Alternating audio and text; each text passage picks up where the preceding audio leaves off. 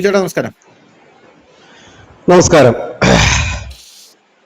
അമേരിക്കയിൽ നിന്നൊരു വാർത്ത വരുന്നുണ്ട് ബിജു ചേട്ടാ. അത് നമ്മുടെ നരേന്ദ്രമോദി ഒപ്പിച്ചൊരു പണിയാണ്. സംഭവം എന്ന് പറഞ്ഞു കഴിഞ്ഞാൽ അമേരിക്കൻ US സെനറ്റർമാര്, ഒരു കൂട്ടം US സെനറ്റർമാര് പ്രസിഡന്റ് ഡൊണാൾഡ് ട്രംപിന് ഒരു കത്ത് എഴുതിയിട്ടുണ്ട്. ആ കത്ത് എന്തിനെ കുറിച്ചുള്ളതാണ് എന്ന് ചോദിച്ചു കഴിഞ്ഞാൽ അമേരിക്ക മൂട്ടി തീ പിടിച്ചു തുടങ്ങി എന്ന് വേണമെങ്കിൽ പറയാം. കാരണം നമ്മൾ ഇവന്മാർ ഇങ്ങോട്ട് ഇറക്കുമതി ചെയ്യുന്ന പയറുവർഗ്ഗങ്ങൾക്ക് 30% തീരുവ ഏർപ്പെടുത്തിയിട്ടുണ്ട് നമ്മുടെ രാജ്യം ഇന്ത്യ. നമ്മൾ അങ്ങോട്ട് ഇറങ്ങുന്നതിന് മാത്രം തീരുവ ഏർപ്പെടുത്തിയാൽ പോരല്ലോ, ഇങ്ങോട്ട് ഇറക്കുന്നതിന് നമ്മൾ തീരുവ ഏർപ്പെടുത്തിയിട്ടുണ്ട്. 30% പയറുവർഗ്ഗങ്ങൾക്ക് ഈ തീരുവ ഏർപ്പെടുത്തിയിട്ടുണ്ട്. അപ്പോൾ ഈ തീരുവ കാരണം US വ്യാപാരികൾ അസ്വസ്ഥരായി തുടങ്ങിയിരിക്കുന്നു എന്നുള്ള റിപ്പോർട്ടുകളാണ് പുറത്തു വരുന്നത്. ട്രംപിന് എഴുതിയ കത്തിലെ പ്രധാന ആവശ്യം എന്ന് പറയുന്നത് പയർവർഗ്ഗങ്ങൾക്ക് അനുകൂലമായിട്ടുള്ള വ്യവസ്ഥകൾ, വ്യാപാര കരാർ എന്തായാലും ഇന്ത്യയും അമേരിക്കയും ഒപ്പിടാൻ പോവുകയാണല്ലോ. അപ്പോൾ ഈ ട്രംപിന് അനുകൂലമായിട്ടുള്ള വ്യാപാര കരാർ ആയിരിക്കണം. പക്ഷെ അതിനകത്ത് ഈ പയർ വർഗ്ഗങ്ങൾക്കുള്ള തീരുവ മാക്സിമം ഒഴിവാക്കണം എന്നുള്ളതാണ് ഈ പയർ വ്യാപാരികൾ, അവിടെയുള്ള ഈ വ്യാപാരികൾ പ്രധാനമായിട്ടും പറഞ്ഞുകൊണ്ടിരിക്കുന്നത്. ഈ കത്തിൽ ഈ സെനറ്റർമാർ ഇത് വ്യക്തമായിട്ട് അവകാശപ്പെടുന്നുണ്ട്. അമേരിക്കൻ കർഷകർ വിൽക്കുന്ന മഞ്ഞപ്പയറിന്റെ 30% നികുതി ഇന്ത്യ പൂർണ്ണമായും ഒഴിവാക്കുന്നതെന്ന് ഉറപ്പാക്കുക എന്നതാണ് അവരുടെ പ്രധാനപ്പെട്ട ലക്ഷ്യം അല്ലെങ്കിൽ ആവശ്യം എന്ന് പറയുന്നത്. അപ്പൊ നമ്മൾ വിചാരിക്കും ചേട്ടാ, ഈ പയർ വ്യാപാരികൾ അമേരിക്കയിലെ സെനറ്റർമാരോട് പറഞ്ഞ് ഈ സെനറ്റർമാർ ട്രംപിന് കത്തെഴുതുന്നു. അതെന്താ അങ്ങനെ? ഇപ്പൊ നമ്മുടെ നാട്ടിൽ ഒരു കർഷകൻ എന്തെങ്കിലും പ്രശ്നം വന്നു കഴിഞ്ഞാൽ കർഷകൻ അവന്റെ പഞ്ചായത്തിൽ പോയി പറയും, അല്ലെങ്കിൽ കർഷകൻ അവിടെയുള്ള MLA പറയും, അല്ലെങ്കിൽ കർഷകൻ അത് പറയേണ്ട ആവശ്യം പോലുമില്ല. കർഷകന്റേതായിട്ടുള്ള വഴി കണ്ടെത്തും, വേറൊരു വഴി കണ്ടെത്തും. ചിലപ്പോൾ ഭരണകൂടം പോലും ഈ സാധനം അറിഞ്ഞു എന്ന് വരില്ല. കർഷകൻ സ്വന്തമായിട്ട് ഡീൽ ചെയ്യുന്ന, അല്ലെങ്കിൽ മണ്ടികളുണ്ട്, ആ ഒരു സെറ്റപ്പിലോട്ട് പോകും. പക്ഷെ അമേരിക്കയിലൊക്കെ നേരെ വ്യത്യസ്തമാണ് സാധനം. കാരണം അവിടെയുള്ള ഈ പയർ വ്യാപാരികൾ ഇവർക്കൊക്കെ എന്തെങ്കിലുമൊക്കെ പ്രശ്നം വന്നു കഴിഞ്ഞാൽ നേരെ ഇത് ഡൊണാൾഡ് ട്രംപിന്റെ കാതിലാണ് വരുന്നത്. ഇപ്പൊ നമ്മുടെ നാട്ടിൽ ഒരു വ്യാപാരിക്ക് എന്തെങ്കിലും പ്രശ്നം വന്നു കഴിഞ്ഞാൽ നേരെ പ്രധാനമന്ത്രിയുടെ കാതിലോട്ടല്ലല്ലോ പോകുന്നത്. അപ്പൊ എനിക്ക് അവിടെ ഒരു സംശയം ഇങ്ങനെ ജനിക്കുന്നുണ്ട്, അതെന്തായിരിക്കും അങ്ങനെ ഒരു സാധനം. അപ്പൊ ഞാൻ അതിലൊരു അന്വേഷണം നടത്തിയപ്പോഴാണ് എനിക്ക് മനസ്സിലായത്, സംഭവം എന്ന് പറഞ്ഞാൽ ഈ ഡൊണാൾഡ് ട്രംപിന്റെ ഈ ഇലക്ഷൻ ഫണ്ടിങ് ഏറ്റവും കൂടുതൽ നടത്തിയിരിക്കുന്ന ഡീപ് സ്റ്റേറ്റ് ആണ്. ഈ ഡീപ് സ്റ്റേറ്റിനെ ഉള്ള ഒരു സെറ്റപ്പാണ് ഈ അഗ്രികൾച്ചറൽ ലോബി എന്ന് പറയുന്നത്. ഈ അഗ്രികൾച്ചറൽ ലോബിയിൽ തന്നെ ഡൊണാൾഡ് ട്രംപ് കയറിയപ്പോൾ ഇന്ത്യൻ വിപണി ഡൊണാൾഡ് ട്രംപ് തുറന്നു കൊടുക്കാമെന്ന് വാഗ്ദാനം ചെയ്തിരുന്നു. അതായത് ഇന്ത്യൻ വിപണി ഞങ്ങൾ തുറന്നു തരാം, ഒന്നും പേടിക്കേണ്ട, നമ്മുടെ ഇവിടെയുള്ള ജനിതക മാറ്റം വരുത്തിയ പാലും ഇവിടെയുള്ള പയർവർഗ്ഗങ്ങളും നമ്മളിവിടെ മറ്റേ ക്രോസ് ബ്രീഡ് ചെയ്ത സാധനങ്ങളെല്ലാം കൂടെ ഇന്ത്യക്കാർക്ക് കൊണ്ട് കൊടുക്കാം. ഇന്ത്യക്കാരെ 140 കോടി ഉണ്ടല്ലോ, അവർ തിന്നോളും. അതിന്റെ പുറകെ അവർക്ക് അസുഖവും വരും. ആ അസുഖത്തിനുള്ള മരുന്ന് മാഫിയ ഡീപ് സ്റ്റേറ്റ്, വേറൊരു ഡീപ് സ്റ്റേറ്റ്, ആ മരുന്നും കൂടെ കൊണ്ട് തട്ടാം, ഒരു കുഴപ്പമില്ല. പക്ഷെ ഈ സംഭവം നടന്നില്ല എന്നുള്ളത് മാത്രമല്ല, അവിടെയുള്ള കച്ചവടക്കാർക്ക് 30%, പ്രത്യേകിച്ച് പയർ കച്ചവടക്കാർക്ക് 30% തീരുവ ഇങ്ങോട്ടേക്ക് അടിച്ചു കൊടുക്കുകയും ചെയ്തു. അപ്പൊ ഇത് വലിയ വിഷയമായി അവിടെ നിൽക്കുകയാണ്. അതുകൊണ്ടാണ് ഈ സെനറ്റർമാർ ഡയറക്റ്റ് ആയിട്ട് ട്രംപിന് കത്തെഴുതിയിരിക്കുന്നത് എന്നുള്ള ഒരു റിപ്പോർട്ടും കൂടെ, അല്ലെങ്കിൽ എന്നുള്ള ഒരു അനാലിസിസും കൂടെ നമ്മൾ ഇതിനോട് ചേർത്ത് വായിക്കേണ്ടതാണ്. അങ്ങനെ നോക്കുകയാണെങ്കിൽ നരേന്ദ്രമോദിക്ക് ഒരു കൈ കൊടുക്കേണ്ടത് അനിവാര്യം തന്നെയാണ്. എന്തായാലും ഇന്ത്യയാണ് ഏറ്റവും വലിയ ഉപയോക്താവ്, അമേരിക്കയാണ് പ്രധാന ഉൽപാദകർ. അപ്പൊ ഇന്ത്യയിലേക്കുള്ള വ്യാപാര കരാർ വളരെയധികം പ്രധാനമാണ്. അതിന്റെ കൂടെ നമ്മൾ ചേർത്ത് വായിക്കേണ്ടത്, ഈ ജനുവരി 27 നമ്മൾ യൂറോപ്പുമായിട്ട് ഒരു ഫ്രീ ട്രേഡ് കരാർ ഒപ്പിടാൻ പോവുകയാണ്. അപ്പൊ ഇതും എല്ലാം കൂടെ ചേർത്ത് വായിക്കുമ്പോൾ അമേരിക്ക ശരിക്കും അമേരിക്ക മൂട്ടിൽ ശരിക്കും നരേന്ദ്രമോദി തീയിട്ടു എന്ന് നമുക്ക് നിസ്സംശയം പറയാനായിട്ട് സാധിക്കില്ലേ? എന്താണ് അഭിപ്രായം? ഇത് മുൻപ് തന്നെ നമ്മുടെ ട്രംപിന്റെ ആദ്യത്തെ പരാതി അതായിരുന്നു. അമേരിക്കയിൽ നിന്ന് ഇങ്ങോട്ട് ഇറക്കുമതി ചെയ്യുന്ന അവരുടെ പല സാധനങ്ങൾക്കും നമ്മൾ വലിയ തീരുവയാണ് ചുമത്തുന്നത്, ഞങ്ങൾ തീരുവയൊന്നും ചുമത്തുന്നില്ല എന്ന് നമ്മൾ പറഞ്ഞിരുന്നു. ഇവിടെ ശ്രദ്ധേയമായ ഒരു കാര്യം, ഈ ലോക വ്യാപാര കരാറിന്റെ അടിസ്ഥാനത്തിൽ, അത് നരസിംഹറാവുവിന്റെ കാലത്താണ് നമ്മൾ ഒപ്പിടുന്നത്, നമ്മുടെ രാജ്യം, നരേന്ദ്രമോദി അല്ലാതെ. ലോക വ്യാപാര കരാർ നിലവിലുണ്ട് എല്ലാ രാജ്യം. അതനുസരിച്ചിട്ട് നമ്മളുടെ എല്ലാ വിപണിയുടെ ഒരു നിശ്ചിത ശതമാനം എല്ലാവർക്കും തുറന്നു കൊടുത്തേ പറ്റൂ. ഇപ്പോൾ പാലുൽപ്പന്നങ്ങളും കാർഷിക വിപണിയൊക്കെ ഉണ്ട്. അത് ആണെങ്കിൽ പോലും നമ്മൾ ഇത്ര ശതമാനം എല്ലാവർക്കും തുറന്നു കൊടുത്തിട്ടുണ്ട്. അത് അങ്ങോട്ടും ഇങ്ങോട്ടും തുറന്നു കൊടുക്കുക എന്നുള്ളത് ആ വ്യാപാര കരാറിന്റെ ഭാഗമാണ്. ചിലപ്പോൾ 5% ആയിരിക്കാം, അതിന്റെ ഓരോന്നിനും ഓരോ ശതമാനമാണ്. ഇവിടെ ഇവർ അവിടെ നിന്ന് ഇറക്കുമതി ചെയ്യുന്ന ഈ മഞ്ഞപ്പയർ എന്ന് പറയുന്ന ആ വിഭാഗം, അതിന്റെ ഒരു വലിയ ഉൽപാദകരാണ് അമേരിക്കയെങ്കിലും ഇന്ത്യയിൽ അത് 27% ഉൽപ്പാദനം. നമ്മളൊരു വലിയ ഉൽപാദകരാണ് അതിന്റെ.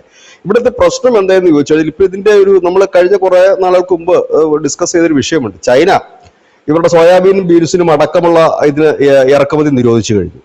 അപ്പൊ ഈ സമയത്തും അവിടെ വലിയ പ്രക്ഷോഭം നടത്തുന്നത് ഇത് എങ്ങനെയെങ്കിലും വിറ്റഴിക്കണം എന്നുള്ള രീതി. അതായത് അമേരിക്കയ്ക്ക് പുതിയ വിപണി, അതായത് എപ്പോഴും ഈ പ്രശ്നം എന്താണെന്ന് വെച്ചാൽ ഇപ്പൊ ഇന്ത്യ ഇപ്പൊ ഒരുപാട് രാജ്യങ്ങൾ വിപണി കണ്ടെത്തിയിട്ടുണ്ട്. ഇത് എന്തുകൊണ്ടാണ് ഈ അമേരിക്കൻ വിപണിയും മറ്റു രാജ്യങ്ങളും തമ്മിൽ വിപണി എന്നുള്ളത് ബൾക്കായിട്ടൊരു ഉൽപ്പന്നം കയറിപ്പോവുകയും ബൾക്കായിട്ടൊരു എമൗണ്ട് കിട്ടുകയും ചെയ്യുന്നത് ഈ സെയിം ക്വാണ്ടിറ്റിയിലുള്ള സാധനം, അതായത് 10 പെൻസിലുകൾ നമ്മൾ അമേരിക്കയ്ക്ക് കയറ്റി അയക്കുന്നു, ഒറ്റടിക്ക് പോകുന്നു.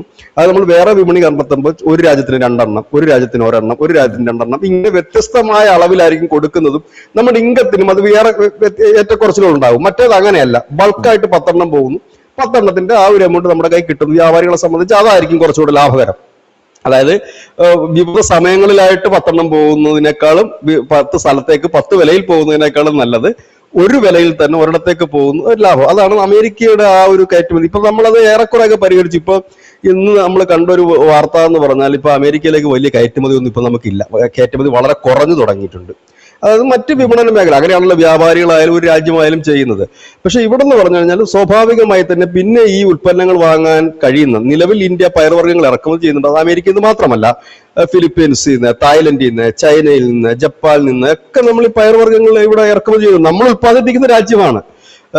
അപ്പോൾ എന്നിട്ട് പോലും നമ്മൾ അവിടെ നിന്ന് ഇറക്കുമതി ചെയ്യുന്നു. നമ്മുടെ ഇന്ത്യയിലെ ഉപയോഗത്തിന്റെ 27% നമ്മൾ ഇവിടെ തന്നെ ഉത്പാദിപ്പിക്കുന്നതാണ്. NHS കോഡ് 0713 എന്ന കോഡിലാണ് ഈ പയർവർഗ്ഗങ്ങൾ നമ്മളുടെ ഈ വ്യാപാര കരാറിൽ ചാർട്ട് ചെയ്തിരിക്കുന്നത്. അതനുസരിച്ചിട്ടാണ് നമ്മൾ വാങ്ങുന്നത്. പക്ഷെ ഇതിനകത്തൊരു പ്രശ്നം എന്താണെന്ന് ചോദിച്ചു കഴിഞ്ഞാൽ, ട്രംപ് തുടക്കം മുതലേ പറയുന്ന ഒരു കാര്യമുണ്ട്. ഈ വ്യാപാര കരാർ നിങ്ങൾക്ക് തരുന്ന ഉൽപ്പന്നങ്ങൾക്കൊക്കെ നിങ്ങൾ 0 താരിഫ് ആകണം.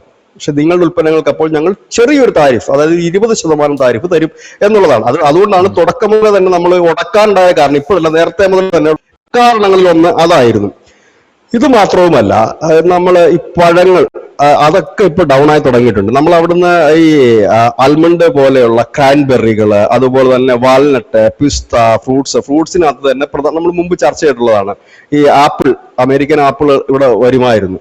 അപ്പൊ കാശ്മീരി പ്രശ്നം ഉണ്ടാക്കിയ ആളുകൾ കാശ്മീരിലെ ആപ്പിൾ കർഷകർ, ഹിമാചൽ പ്രദേശ കർഷകർ പറഞ്ഞു ഇവിടെ പറ്റത്തില്ല ആ സാധനമൊന്നും എന്ന് പറയുകയുണ്ടായി. ഈ ആപ്പിൾ അമേരിക്കയിൽ നിന്ന് മാത്രമല്ല തുർക്കിയിൽ നിന്നും വരുന്നുണ്ടായിരുന്നു. തുർക്കിയുടെ ആപ്പിളുകൾ ഇഷ്ടംപോലെ വരുന്നുണ്ടായിരുന്നു. അത് ദൈവം സഹായിച്ച് തുർക്കി ഓപ്പറേഷൻ സിന്ദൂർ പാകിസ്ഥാനെ സഹായിക്കാൻ പോയതോടുകൂടി ഓട്ടോമാറ്റിക്കലി ഈ തുർക്കിയുടെ ആപ്പിളുകൾ ഇപ്പൊ നമ്മുടെ ഇന്ത്യൻ വ്യാപാരികൾ എടുക്കുന്നില്ല. അപ്പൊ ഏതായാലും അത് കൂടുതൽ ഹാപ്പി ആയിരിക്കും ഈ കാശ്മീരിലുള്ളവരും ഹിമാചൽ പ്രദേശുള്ള ആപ്പിൾ കർഷകരായിരിക്കും. അപ്പൊ അത് കഴിഞ്ഞിട്ട് അവർ പറഞ്ഞു എന്തു വന്നാലും ഈ അമേരിക്കൻ ആപ്പിളുകൾ പിന്നെ ഇവിടെ 0 താരിഫിൽ ഇറക്കരുത്, നിങ്ങൾ പൈസ. കാരണം ഇവർക്കും ജീവിക്കണ്ടേ, ഇത് എല്ലാവർക്കും ജീവിതം ഒന്നുണ്ടല്ലോ. നമ്മുടെ രാജ്യത്ത് തന്നെ ഇത് ഉത്പാദിപ്പിക്കുന്നുണ്ട്. അവിടേക്ക് തന്നെ പിന്നെ ഇത് തന്നെ പാലുൽപാദന രംഗത്ത് നമ്മുടെ പ്രശ്നം. കാരണം ലോകത്തിലെ ഏറ്റവും വലിയ പാലുൽപാദക രാജ്യമാണ് ഇന്ത്യ. അപ്പൊ ഇവിടെ കൊണ്ടുവന്ന് അമേരിക്കയുടെ പാൽ ഇറക്കിക്കഴിഞ്ഞാൽ നമ്മുടെ കർഷകർ എന്ത് ചെയ്യും? ഇന്നലെയും മിനിഞ്ഞാന്നും ആയിരുന്നു നമ്മൾ അതിനെക്കുറിച്ച് വിശദമായി തന്നെ പാലുൽപാദനത്തെയും നമ്മുടെ 12.something ലക്ഷം കോടി രൂപയാണ് നമ്മുടെ ഇൻകം ഈ പാലുൽപാദനത്തിലൂടെ മാത്രം. അപ്പം ഇങ്ങനെയൊക്കെ നിൽക്കുന്നിടത്ത് നമുക്ക് ഇന്നലെയായിരുന്നു നമ്മൾ ആ ചർച്ച ചെയ്തത്. അപ്പൊ ഇങ്ങനെയൊക്കെയുള്ള വിഷയങ്ങൾ നിൽക്കുന്നിടത്ത് നമുക്കത് പ്രയാസകരമാണ്. ഈ സാഹചര്യത്തിലാണ് ഈ 30% താരിഫ് ഈ പയറുവർഗ്ഗങ്ങൾക്ക് ഉള്ളത്. ഇത് കത്ത് എഴുതിയത് ഇപ്പോഴല്ല, നേരത്തെ ഒരു കത്ത് എഴുതിയിരുന്നു. ഈ കത്ത് നരേന്ദ്രമോദിക്ക് ട്രംപ് എത്തിച്ചു കൊടുത്തിരുന്നു. ഈ കത്ത് ഇത് ഇന്നലെ മിനിഞ്ഞാന്ന് എഴുതിയ കത്തല്ല, വളരെ മുമ്പേ കൊടുത്ത കത്താ. അദ്ദേഹം അത് മൈൻഡ് ചെയ്തില്ല. അതായത് ഇവിടെ എല്ലാവരും ചോദിക്കുന്ന ചോദ്യമുണ്ട്, ട്രംപിന്റെ അതേ രീതിയിൽ നമുക്ക് പെരുമാറിക്കൂടാ. പക്ഷെ നമ്മൾ അങ്ങനെ പെരുമാറാറില്ല. പക്ഷെ അത്യാവശ്യം ചെറിയ പണി ഇടയ്ക്കിടയ്ക്ക് നമ്മളിങ്ങനെ കൊടുക്കാറുമുണ്ട് എന്നുള്ളത് ഒരു യാഥാർത്ഥ്യവുമാണത്. ഇതൊക്കെ തന്നെയാണ് ഈ ട്രംപിനെ ചൊടിപ്പിക്കുന്നത്. മോദി വിളിക്കാഞ്ഞിട്ടോ മോദി നോക്കി ചിരിക്കാഞ്ഞിട്ടോ ഒന്നും അല്ല, കുറെ വിഷയങ്ങൾ ഇതിനകത്തുണ്ട്. നമ്മൾ പ്രത്യക്ഷത്തിൽ വിചാരിക്കും നരേന്ദ്രമോദി പേടിച്ചിരിക്കുകയാണ്, അവരൊരു ചൈനയെ കണ്ടില്ലേ, അവരിത് വേണ്ടെന്ന് പറഞ്ഞില്ല. ചൈനയ്ക്ക് അത് വേണ്ടെന്ന് പറയാൻ കഴിയും. കാരണം റെയർ മെറ്റൽസ് അടക്കം അമേരിക്കയ്ക്ക് അനിവാര്യമായ പലതും ചൈനയിലുണ്ട്. ഇപ്പോൾ നമ്മളെ സംബന്ധിച്ച് അമേരിക്കയ്ക്ക് നമ്മളൊരു വിപണി മാത്രമാണ്, അതല്ലാതെ നമ്മളുടെ പിന്നെ വിപണി മറ്റൊന്ന് നയതന്ത്ര തലത്തിൽ ഈ ദക്ഷിണേഷ്യയിലെ ഒരു പ്രധാന സഖ്യകക്ഷിയായിട്ട് അമേരിക്ക കണക്കൂട്ടുന്ന രാജ്യം. ഇതൊക്കെയാണ് നമ്മളെ സംബന്ധിച്ച് ഇമ്പോർട്ടന്റ്. ചൈനയെ സംബന്ധിച്ച് ഇമ്പോർട്ടന്റ് അതിനേക്കാൾ ഉപരി റെയർ മെറ്റൽസ് എത്തിയില്ല എന്നുണ്ടെങ്കിൽ അമേരിക്കയുടെ യുദ്ധവിമാനങ്ങൾ അടക്കമുള്ള ജെറ്റ് എഞ്ചിൻ അടക്കമുള്ളവ അതിന്റെ വിപണി തകർന്നു പോകും. അവർക്ക് മുമ്പോട്ട് പോകാൻ പറ്റത്തില്ല. ഇലക്ട്രിക് കാർ അടക്കം. കാരണം ഈ വിമാനങ്ങളും ജെറ്റുകളും മറ്റും യുദ്ധവിമാനങ്ങളും മറ്റും വിറ്റാണ് ആ രാജ്യം ജീവിക്കുന്നത്. അപ്പൊ അവിടത്തേക്ക് വേണ്ട മെയിൻ സാധനം എത്തേണ്ട സാധനം ചൈനയാണ്. അപ്പൊ അത് അവരെ ബാധിക്കും. അപ്പൊ ചൈനയ്ക്ക് കണ്ണും പൂട്ടി എതിർക്കാൻ പറ്റും. ഇപ്പൊ നമ്മള് സംബന്ധിച്ച് നമുക്ക് അങ്ങനെ ഒരു ബാധ്യത, കാരണം നമ്മളാണ് ഇവരുടെ കയ്യിൽ നിന്ന് ആയുധങ്ങൾ ഏറ്റവും കൂടുതൽ വാങ്ങുന്ന ഒരു രാജ്യവും. ഈ ഒരു സാഹചര്യത്തിലാണ് ഇപ്പൊ ഈ പയറുവർഗ്ഗത്തിന് ഒരു 30% താരിഫ് കൊടുത്തത്. അപ്പോഴും ശ്രദ്ധിക്കേണ്ട ഒരു കാര്യമുണ്ട്, നമുക്ക് 50% താരിഫാണ് ട്രംപ് തന്നത്. അതിൽ 25% താരിഫ് നോർമൽ താരിഫും 25% പിഴ താരിഫുമാണ് തന്നിരിക്കുന്നത്. അതിനിടയ്ക്ക് വേറൊരു അക്യൂട്ട് കൂടെ പറ്റി, അതുകൂടെ നമുക്ക് ഇതിനിടയ്ക്ക് പറയാതിരിക്കാൻ കഴിയില്ല. ഇതിന്റെ ഇടയ്ക്ക് നമ്മൾ വലിയൊരു വാർത്ത പലരോട് പറഞ്ഞിരുന്നേ, റിലയൻസ് അല്ല, ഇന്ത്യ നിർത്തി റഷ്യയുടെ എണ്ണ വാങ്ങുന്നതെന്ന് പറഞ്ഞു. അപ്പോ അത് കണ്ടിട്ട് ഇവിടെയുള്ള എല്ലാ മാധ്യമങ്ങളും പിന്നീട് നമ്മൾ എല്ലാവർക്കും മനസ്സിലായി ഇന്ത്യ അല്ല നിർത്തിയത്, റിലയൻസ് വാങ്ങുന്നത് നിർത്തി. കാരണം റിലയൻസിന് ഒരുപാട് ബിസിനസ് ബന്ധങ്ങൾ അമേരിക്കൻ യൂറോപ്യൻ യൂണിയൻ രാജ്യങ്ങളുമായിട്ടൊക്കെ ഉണ്ട്, അതുകൊണ്ട് റിലയൻസ് നിർത്തി എന്ന് പറഞ്ഞു. ഇപ്പൊ അതിനകത്തൊരു വലിയ തമാശയാണ് ഇപ്പൊ നടന്നിരിക്കുന്നതിനകത്ത്. അതായത് മറ്റു യൂറോപ്യൻ രാജ്യങ്ങളൊക്കെ വാങ്ങുമ്പം റിലയൻസിന് ഒരു ഇളവ് അമേരിക്ക കൊടുത്തു. നിങ്ങൾ റഷ്യയുടെ കയ്യിൽ നിന്ന് ഈ റോസ്നിഫ്റ്റ്, ലൂക്കോയിൽ നിന്നൊക്കെ അഡ്ജസ്റ്റ്മെന്റ് ചെയ്ത് വാങ്ങിച്ചോ. കാരണം അവർ പറഞ്ഞത് കേട്ടല്ലോ, അമേരിക്ക ട്രംപ് പറഞ്ഞ ഉടനെ തന്നെ അംബാനി നിർത്തി കഴിഞ്ഞു. എല്ലാം കഴിഞ്ഞപ്പോൾ അമേരിക്ക ഹാപ്പിയായി, അമേരിക്ക വാങ്ങിച്ചോളാൻ പറഞ്ഞു. ഇപ്പൊ എന്ത് സംഭവിച്ചെന്ന് പറഞ്ഞാൽ അവർക്ക് ഡിസ്കൗണ്ട് ഇല്ലാതായി ഇപ്പൊ ആ എണ്ണ കമ്പനികൾ എണ്ണ കൊടുക്കുന്നത്. ONGCയും നമ്മുടെ ഇന്ത്യയുടെ പൊതുമേഖലാ സ്ഥാപനമൊക്കെ വലിയ ഡിസ്കൗണ്ട് മറ്റു കമ്പനികളിൽ നിന്ന് എണ്ണ വാങ്ങുമ്പോൾ റിലയൻസിന് ഡിസ്കൗണ്ട് ഇല്ല. അങ്ങനെ പെട്ടിരിക്കുന്ന അവസ്ഥയിലാണ് ഈ നയാര എന്നൊക്കെ പറയുന്ന, അതാണ് അവരുടെ ഈ മീഡിയേറ്റർ കമ്പനി. ഇവിടെ നമ്മുടെ നയാരയുടെ പമ്പൊക്കെ അവർ വഴിയാണ് റിലയൻസും അവരും കൂടെ കൊളാബറേറ്റ് ചെയ്തിട്ടാണ് ഈ എണ്ണ ഇറക്കുമതി ചെയ്യുന്നത്. അവരിപ്പോ ഡിസ്കൗണ്ട് നിർത്തിക്കളഞ്ഞു. അതായത് ഈ എന്താ പറയുക, ആപത്ത് കാലത്ത് ഇട്ടിട്ട് പോകുന്നതിന് അംബാനിക്ക് അതിൻ്റെതായ കാരണങ്ങളുണ്ട്. അത് ഇല്ലാന്നല്ല നമ്മൾ പറയുന്നത്, ബിസിനസ് കാരണമല്ലേ, സ്വാഭാവികമായിട്ട് കാരണങ്ങൾ. പക്ഷെ ഇപ്പൊ എണ്ണ മേടിക്കാൻ ചെന്നപ്പോൾ അതാണ് വലിയൊരു രസകരമായ കാര്യം. ഇപ്പൊ വീണ്ടും എണ്ണ മേടിക്കാൻ ട്രംപ് ഒരു അനുവാദം കൊടുത്തപ്പോൾ ചെന്ന് കഴിഞ്ഞപ്പോൾ അവർ ഡിസ്കൗണ്ട് എടുത്ത് കളഞ്ഞു, ഡിസ്കൗണ്ട് ഇല്ല എന്ന് പറഞ്ഞു. കാരണം ഏറ്റവും വലിയ രസം എന്ന് വെച്ചാൽ ഇപ്പൊ ആഗോള വിപണിയിൽ ക്രൂഡ് ഓയിലിന് വില കൂടിക്കൊണ്ടിരിക്കുന്ന സമയം ഇവിടെ ശ്രദ്ധിക്കേണ്ട ഒരു കാര്യമുണ്ട്. എല്ലാ നമ്മുടെ നാട്ടുകാരും, ഇന്ത്യയിലെ 140 കോടി ജനവും ശ്രദ്ധിക്കേണ്ട ഒരു കാര്യമുണ്ട്. ഇന്ത്യയില് പെട്രോളിന്റെ വില കൂടിയിട്ട് വർഷങ്ങളായി. ഇതേ വിലയ്ക്ക് നമുക്ക് പെട്രോൾ ലഭിക്കാൻ സാധ്യമായത് എന്തുകൊണ്ടാണ് എന്ന് ചോദിച്ചാൽ, ഈ നരേന്ദ്രമോദി ഈ ലോകം മുഴുവൻ കറങ്ങി നടന്ന് വില കുറച്ച് കിട്ടുന്ന എണ്ണ വാങ്ങിച്ചത് കൊണ്ടാണ്. റഷ്യയുടെ കയ്യിൽ നിന്ന് നമ്മൾ എണ്ണ വാങ്ങിക്കുന്നത് നമ്മളെ കണക്കുള്ള സാധാരണപ്പെട്ടവർക്ക് ഇന്ധന വില ഉയരാതിരിക്കാനും നിത്യോപയോഗ സാധനങ്ങൾ വില കൂടാതിരിക്കാനുമാണ്. അവിടെയാണ് പലരും പറയുന്നത് ട്രംപിന്റെ കാല് പിടിക്കണം, ട്രംപ് എണ്ണ തരും, അയാൾ പറയുന്ന വിലക്കുള്ള എണ്ണ നമ്മൾ മേടിച്ചോണ്ട് വരണം, എന്നിട്ട് ഇവിടെ 150 രൂപയ്ക്ക് എല്ലാവരും പെട്രോൾ അടിക്കണം, പച്ചക്കറിക്ക്. അപ്പൊ ഞങ്ങൾക്ക് വീണ്ടും മോദിക്കെതിരെ തെരുവിൽ ഇറങ്ങാമല്ലോ ജെൻസി എന്നും പറഞ്ഞു. ഇതാണ് ഉദ്ദേശം, അതാണ് പൊളിയുന്നത്. അത് ഇപ്പൊ ഈ താരിഫ് നമ്മൾ ഉയർത്തി. പക്ഷെ ഇതിനകത്തെന്ന് വെച്ചാൽ അമേരിക്ക അത് ബാധിക്കുമോ എന്ന് ചോദിച്ചാൽ വലിയ രീതിയിൽ അത് ബാധിക്കാൻ സാധ്യതയില്ല. കാരണം ഈ അവിടുന്ന് നമ്മൾ ഇറക്കുമതി ചെയ്യുന്ന പയർവർഗത്തിനെല്ലാം കൂടി 2024 1.3 ബില്യൺ ആയിരുന്നു അവരുടെ ഇറക്കുമതി ചെയ്യുന്ന അതിന്റെ ഒരു തുക എന്ന് പറയുന്നത്. അപ്പൊ അവരെ സംബന്ധിച്ച് അതൊരു വലുതല്ലെങ്കിൽ പോലും അവിടുത്തെ നേരത്തെ ധനുഷ് പറഞ്ഞ അവിടുത്തെ ഈ വ്യാപാരികളും പിന്നെ കൃഷിക്കാരും ഒക്കെ ഉണ്ടല്ലോ, അവരെ സംബന്ധിച്ച് അതൊരു വലിയ ബുദ്ധിമുട്ട് തന്നെയാണ്. പക്ഷെ ഇവിടെ ഈ ഒരു സംഭവം എന്ന് പറഞ്ഞാൽ ഇപ്പൊ നമ്മൾ ഈ പടിവാതിക്കൽ എത്തി നിൽക്കുകയാണ് എന്നാണ് അമേരിക്ക പറയുന്നത്, നമ്മളല്ല പറയുന്നത്. ഞങ്ങളും ഇന്ത്യയും തമ്മിലുള്ള വ്യാപാര കരാർ പടിവാതിക്കൽ എത്തി നിൽക്കുകയാണെന്നാണ് പറയുന്നത്. ഇന്ത്യ അതിനകത്ത് വലിയ ഇമ്പോർട്ടൻസ് ഒന്നും കൊടുക്കുന്നില്ല. കാരണം ഇപ്പൊ നമ്മൾ കയറ്റുമതി ചെയ്യുന്നു. ഒപ്പം തന്നെ നമ്മളിപ്പോൾ ഈ യുദ്ധവിമാനങ്ങൾക്കും മറ്റും ഏറ്റവും കൂടുതൽ ആശ്രയിക്കുന്നത് ഫ്രാൻസിനെയാണ്. പിന്നെ നമ്മൾ പണ്ട് മുതലേ തന്നെ റഷ്യയാണ് 65% നമ്മളിപ്പോ ആയുധങ്ങൾക്കൊക്കെ വേണ്ടിയിട്ട്. പിന്നെ ഈ പയറുവർഗ്ഗങ്ങളൊക്കെ ഇപ്പൊ കൂടുതലായി നമ്മൾ ചൈനയിൽ നിന്നും കൂടി ഇറക്കുമതി ചെയ്യാൻ തുടങ്ങിയിട്ടുണ്ട്. ഇപ്പൊ ഈ അടുത്ത് നമ്മൾ തമ്മിൽ ഒരു ചെറിയ സ്നേഹബന്ധത്തിലൊക്കെയാണ്. അപ്പൊ അതിന്റെ പശ്ചാത്തലത്തിൽ കുറെ കാര്യങ്ങൾ അങ്ങോട്ടും ഇങ്ങോട്ടും ഒക്കെ ഇപ്പൊ കയറ്റുമതി ഇറക്കുമതിയൊക്കെ തുടങ്ങി. അതിന്റെ ഭാഗമായിട്ട് അവിടുന്ന് ഇറക്കുമതി ചെയ്യുന്നുണ്ട്. അപ്പൊ ഇങ്ങനെയൊക്കെ ഒരു സാഹചര്യമാണ്.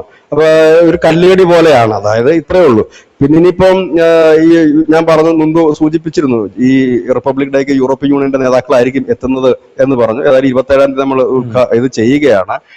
പിന്നെ ഇനിയിപ്പോ ട്രംപ് ഇനി വലിയ പ്രശ്നങ്ങൾ ഉണ്ടാക്കാൻ സാധ്യത ഉണ്ടോ എന്നറിയില്ല. കാരണം കഴിഞ്ഞ ദിവസം നമ്മുടെ നമ്മുടെ വെനിസുലയുടെ പ്രതിപക്ഷ നേതാവ് കൊണ്ടുവന്ന് അവർക്ക് കിട്ടിയ നോബൽ പ്രൈസ് ട്രംപിന് നൽകുകയുണ്ടായി. അതായത് വിറ്റു എന്ന് തന്നെ പറയണം. കാരണം അതിപ്പോ പുതുമയുള്ള സംഭവമൊന്നും അല്ല. പക്ഷേ നോബൽ പ്രൈസ് ഇതിനു മുമ്പ് വിറ്റിട്ടുണ്ട് പലരും. അത് സാമ്പത്തിക ആവശ്യത്തിന് വേണ്ടി ലേലം വെച്ചിട്ടൊക്കെ വിറ്റിട്ടുണ്ട്, കിട്ടിയ അവാർഡ് വിറ്റിട്ടുണ്ട്. പിന്നെ അതിനകത്ത് ഒരു നോബൽ പ്രൈസ് ജേതാവ് ഒരു പള്ളിക്ക് അത് സംഭാവന കൊടുത്തിട്ടുണ്ട്.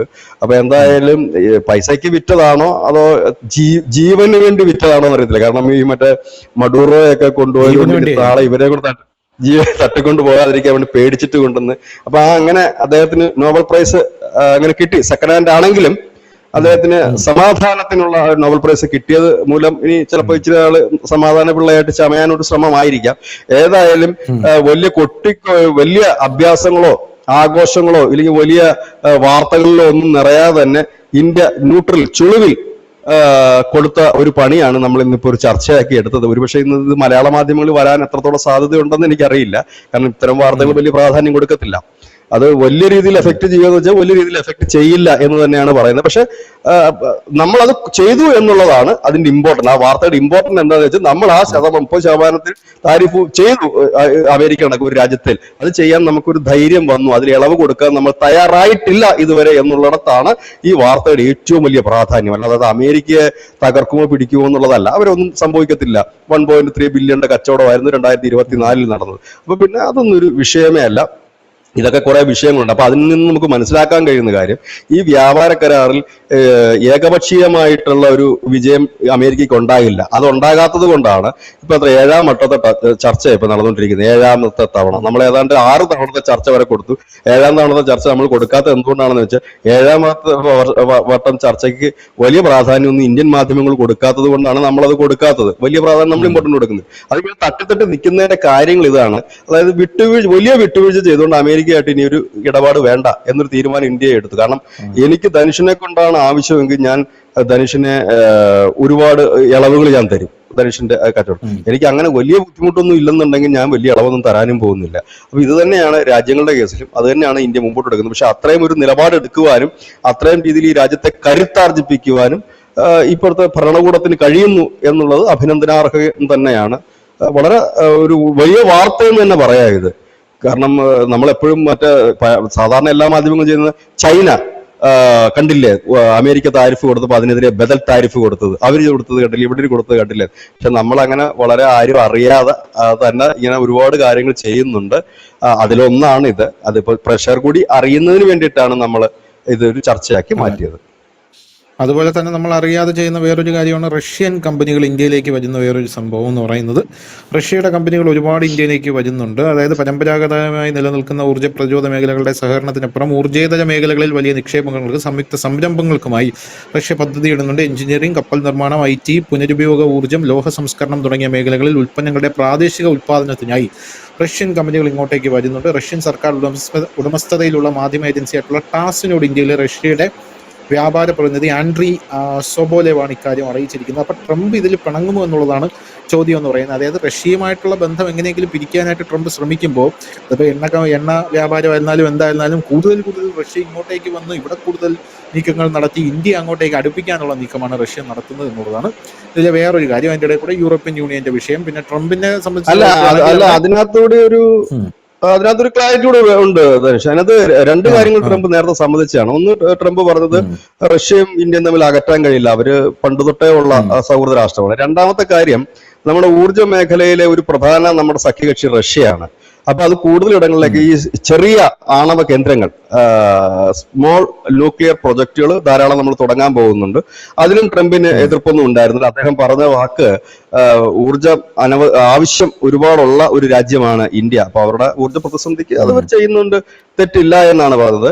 പക്ഷെ ഇതിനകത്ത് പ്രശ്നം എന്ന് വെച്ചാൽ റഷ്യക്ക് ഇവിടെ കമ്പനികൾ കൂടുതൽ തുടങ്ങുന്ന വെച്ചാൽ അവർക്ക് ഈ ഇന്ത്യൻ വിപണി അല്ല അവർ നോക്കുന്നത്, ഇന്ത്യയിൽ നിന്ന് പ്രൊഡക്റ്റ് ചെയ്ത് മറ്റുള്ളിടത്തേക്കാണ് പോകുന്നത്. അതിനകത്താണ് ട്രംപിന് ഒരു ചെറിയ പ്രശ്നം വരാൻ സാധ്യതയുണ്ട്. കാരണം നമ്മൾ കൂടുതൽ റഷ്യൻ ടെക്നോളജി വെച്ച് നമ്മുടെ ബ്രാൻഡിൽ നമ്മൾ പുറത്തിറക്കുമ്പോൾ അത് ഒരു ചെറിയ, കാരണം നമുക്ക് ഇനി മറ്റു രാജ്യങ്ങളിലേക്ക് കച്ചവടം നടന്ന പ്രശ്നമല്ലേ, അതിനകത്ത് എന്തെങ്കിലും പക്ഷെ അതിന് സാധ്യതയില്ല. കാരണം എണ്ണയിൽ തന്നെ പുള്ളി ചീറ്റ് നിൽക്കുന്നതുകൊണ്ട് ഇതിനകത്ത് കയറി ബലം പിടിക്കാനുള്ള സാധ്യത ഒട്ടും തന്നെ ഇല്ല. ഒന്നാമത്തെ കാര്യം. രണ്ടാമത്തെ കാര്യം, ഇപ്പൊ പുള്ളിയെ സംബന്ധിച്ച് പറഞ്ഞു കഴിഞ്ഞാൽ ഇപ്പൊ യൂറോപ്യൻ യൂണിയൻ രാജ്യങ്ങൾ 27-ാം തീയതി ഒപ്പിടുമ്പോൾ, ഫ്രീ ട്രേഡിംഗ് കരാർ ഒപ്പിടുമ്പോൾ, അമേരിക്ക കണക്കൊരു വലിയ രാജ്യത്തിന്, ട്രംപ് കണക്കൊരു മഹാനായ പ്രസിഡന്റിന്, പ്രത്യേകിച്ച് സെക്കൻഡ് ഹാൻഡ് ആണെങ്കിലും അമേരിക്കയുടെ ചരിത്രത്തിൽ ആദ്യമായി സെക്കൻഡ് ഹാൻഡ് നോബൽ പ്രൈസ് വാങ്ങിയ ശ്രീമാൻ ഡൊണാൾഡ് ട്രംപിന് എങ്ങനെങ്കിലും ഇന്ത്യയുമായ ഒരു വ്യാപാര കരാർ, അത് കരടായാലും തട്ടിക്കൊട്ടായാലും ഒരെണ്ണം ഒപ്പിട്ടേ മതിയാകൂ. ഇതിനകത്ത് വലിയ ഡയലോഗൊന്നും ഇനി അടിക്കാൻ സാധ്യതയല്ല. കാരണം ആയല്ലോ, അവാർഡ് കിട്ടിയല്ലോ, സമാധാനത്തിനുള്ള അവാർഡ് കിട്ടിയല്ലോ. അപ്പൊ ഇനി സമാധാന പ്രിയനാണ്, ഇനി സമാധാനത്തിന്റെ വഴിയിലായിരിക്കും ട്രംപ് പോകുന്നതെന്ന് നമുക്ക് ചിന്തിക്കാൻ പറ്റും.